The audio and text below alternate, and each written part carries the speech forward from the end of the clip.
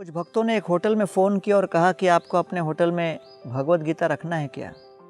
ये सत्य घटना न्यूयॉर्क की है। और होटल के मैनेजर ने कहा नहीं हमको कोई गीता वीता अपने होटल में नहीं रखवाना है, हमारे पास एक है, वो अपने रिसेप्शन पर है।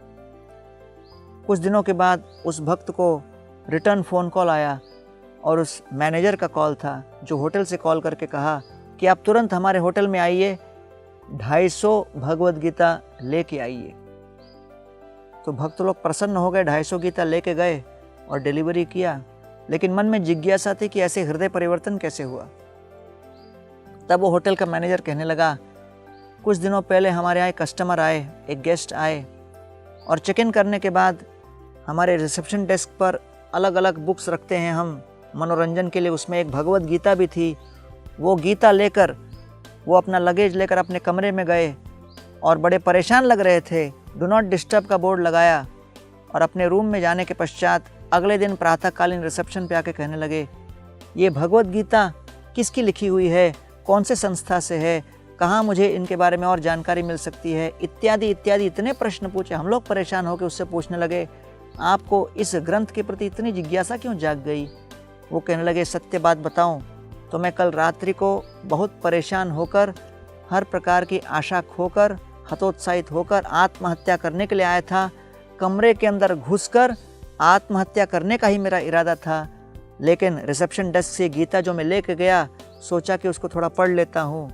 और गीता पढ़ते पढ़ते मेरे मन में आशा की किरण जागृत हो गई, क्योंकि मैंने देखा श्री कृष्ण ने अर्जुन को उसके हतोत्साहित अवस्था में गीता सुनाई। वे पतुश्च शरीरे में रोम हर्षश्च जायते, गांडीव श्रंशते हस्तात् त्वक्चैव परिदह्यते।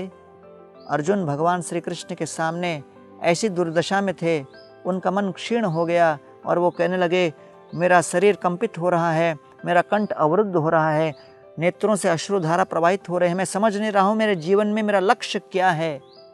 और ऐसे निराश व्यक्ति के हृदय में आशा की किरण प्रज्वलित करने गीता का ज्ञान दिया गया। ये भगवत गीता कोई सामान्य ग्रंथ नहीं, ये मरते हुए को जीवन दान देने की शक्ति रखती है। इसलिए मैं इस गीता के विषय में और जानना चाह रहा था।